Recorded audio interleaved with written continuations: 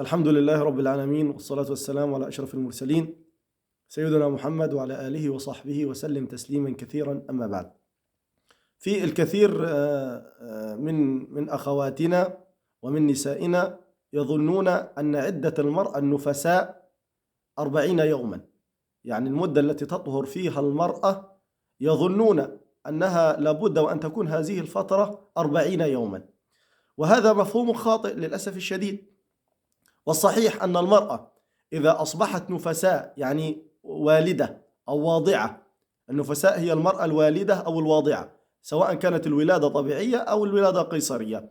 المرأة إذا ولدت أو إذا وضعت وطهرت ورأت البياض الخالص ورأت أن الدم انقطع منها قبل 40 يوما، ففي تلك الحالة تطهر المرأة وينبغي عليها أن تغتسل وأن تباشر حياتها الطبيعية من صوم وصلاة وجماع وخلاف ذلك.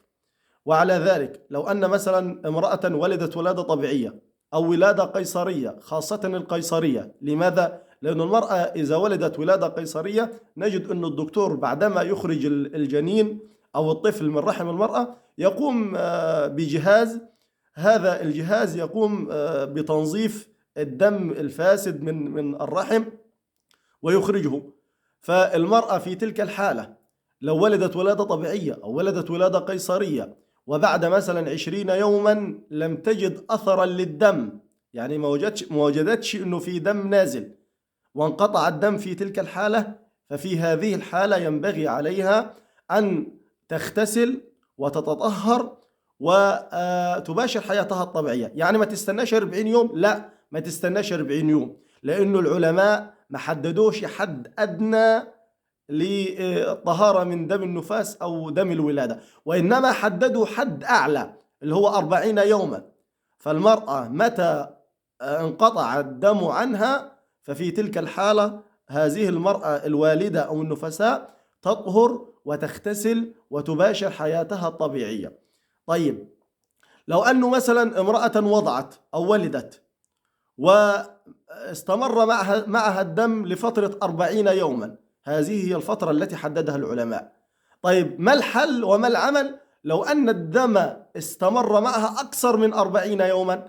أنت بتقول أنه فترة الولادة أو فترة النفاس 40 يوم، فما الحكم لو أن الدم استمر في نزوله على المرأة الوالدة بعد 40 يوما؟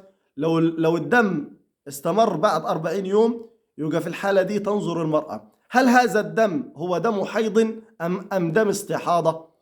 وبعض النسوة للأسف الشديد مش بيفرقوا بين دم الحيض ودم الاستحاضة، ودم الحيض له أحكام ودم الاستحاضة له أحكام. دم الحيض اللي هو دم الدورة الشهرية له لون معين وله رائحة معينة وله حكم في الفقه، حكم خاص.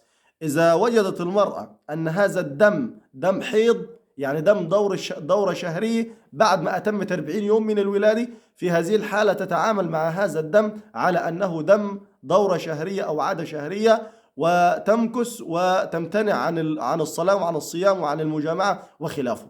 أما لو أنها وجدت أن هذا الدم ليس دم حيض وإنما هو دم استحاضة، ودم الاستحاضة اللي هو بيسميه الستات دم النزيف، يعني لو وجدت المرأة أنه ده دم نزيف مش دم استحاضة، في تلك الحالة ينبغي على المرأة أن تغتسل وتباشر حياتها الطبيعية وتصوم وتصلي ويجامعها زوجها، بشرط أن تتوضأ لكل صلاة. وإن شاء الله هنعمل فيديو بإذن الله عن قريب نوضح فيه الفرق بين دم الاستحاضة ودم الحيض، والفرق بين أحكام الاستحاضة وأحكام الحيض. كذلك أيضا من الناحية الأخرى، لو أن مثلا امرأة بعدما وضعت أو ولدت، سواء كان ولادة طبيعية أو ولادة قيصرية، لم تجد أثرا للدم بعد 20 يوما، قلنا في تلك الحالة ينبغي عليها أن تغتسل وتتطهر وتباشر حياتها الطبيعية. لكن ما الحكم لو أن هذا الدم عاد إليها قبل أن تنتهي فترة 40 يوما؟